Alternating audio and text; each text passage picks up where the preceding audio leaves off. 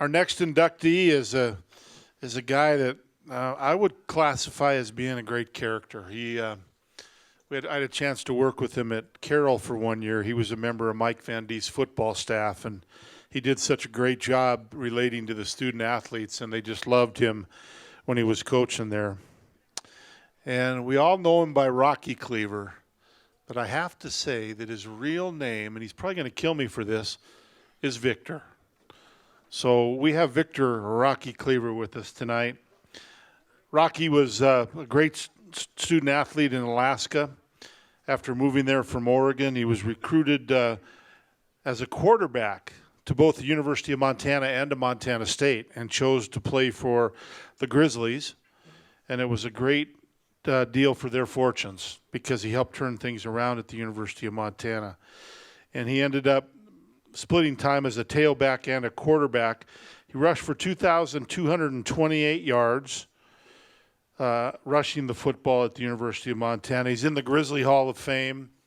He was drafted as a running back by the New York Jets and switched to tight end in 1982. After 7 years in the NFL, he had a career with the Jets that he caught 65 or played in 65 games, had 25 starts, caught 46 passes for 514 yards and 3 touchdowns.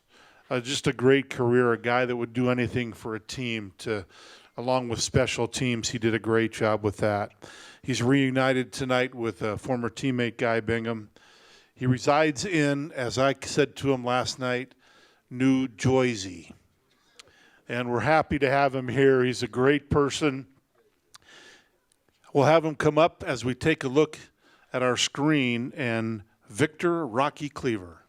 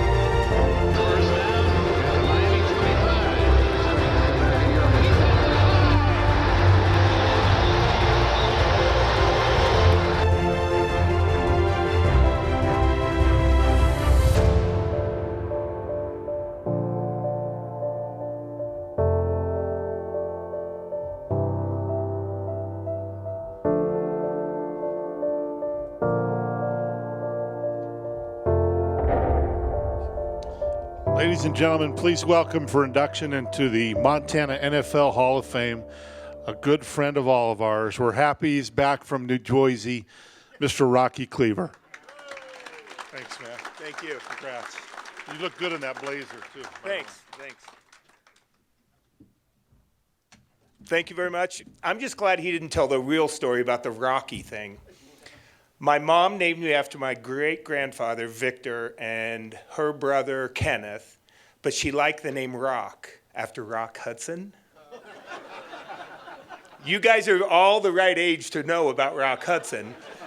Young kids really don't know the Rock Hudson story, but we found out Rock Hudson's sexual orientation, and my mom called me and said, sorry for naming you after Rock Hudson. I'm like, it's not a big deal because Rocky's more like Rocky Marciano or, something like that.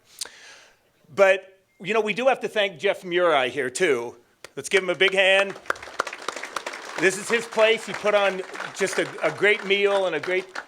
But I want to ask all the Grizzlies out there, did you guys get the hot, cold water treatment in your shower when you first checked in? Because I swear he was out there like messing with my shower because it was freezing cold and it was hot as hell. And I'm like, damn, where's that Bobcat? Yeah, you got it too, Guy? I'm glad that Ron Lebsaw got introduced. Part of me growing up in Alaska is I got to be the first Alaskan to do a lot of things, like the first Alaskan to get a scholarship to go to college and play football, the first Alaskan to get drafted in the NFL. So every time, like in college, I threw an interception, it was the first Alaskan to throw an interception. But Ron was my first big-time center. And as a freshman, you don't really get to play with the seniors and the good linemen. But I did get a chance. So he was also the first guy to fart on my hand.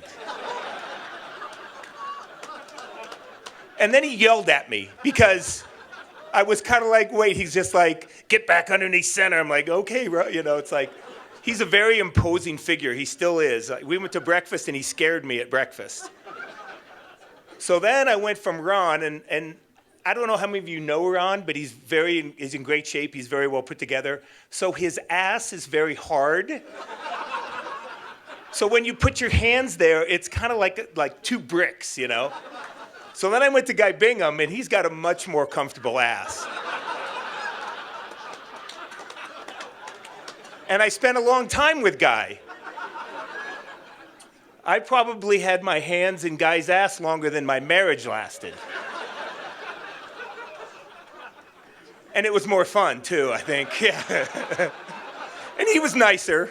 Yeah. But then we introduced Jim Hogan. I got to coach with Jim. Jim's an awesome guy. His wife, you know, is just as awesome. But Jim, when I first got to Carroll, Jim did everything. So after one of the games, he cleaned up after all the players, got all their uniforms and started getting washed. So I helped Jim, jumped in, started cleaning clothes with him and stuff. And the only good thing about it was young kids don't wear jock straps anymore. Because we had like nasty jock straps when we were playing. But Hoagie, the only reason, Howlett, close your ears, the only reason that Carroll was as successful as they are and were and are and is Hoagie. Because Hoagie did everything there. The kids loved him. Not that they didn't love Howlett, but let's give him a big hand.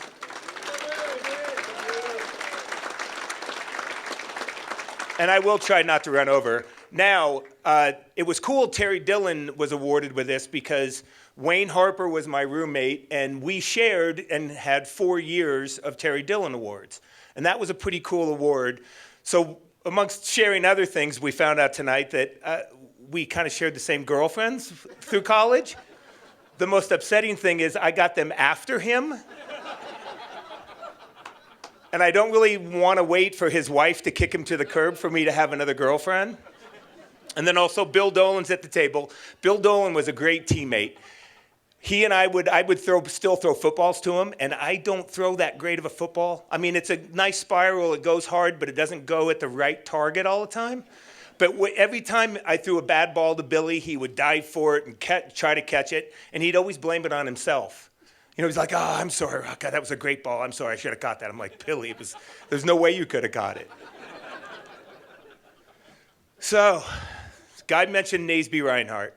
Naseby Reinhardt, to be included with him, just like being included at the University of Montana, and the rest of the inductees and the rest of the members, is awesome. Naseby was maybe the greatest man I've ever met. He was right up there with my grandfather, who helped raise me.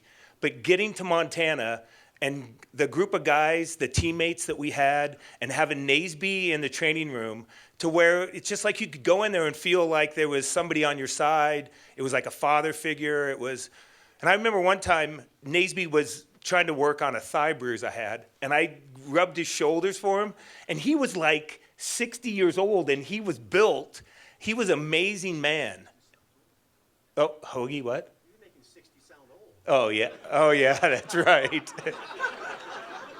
Well, I'm not 60 yet, even though that is weird. 60, yeah, okay. Well, I just think this is a great award, and I might want to cut this short, but I have kind of an ugly admission. I know, it's not that bad. Coach Choate and the Grizzly Bobcat thing, obviously I'm a Grizzly, but like I said the other night, that I still have, if the Bobcats are playing, I root for them unless they're playing the Grizzlies. But last year, because of the head coach we had at the Grizzlies, I actually rooted for the Bobcats. I know. And I think the only reason was because Colin Bingham wasn't playing. I think he was injured, I hope, wasn't he, Guy? Oh, shoot. But now that Bobby Houck's back, and we're so excited to see him again, I can't root for the Bobcats anymore.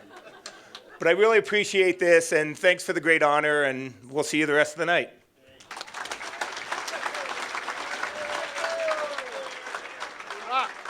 Rocky.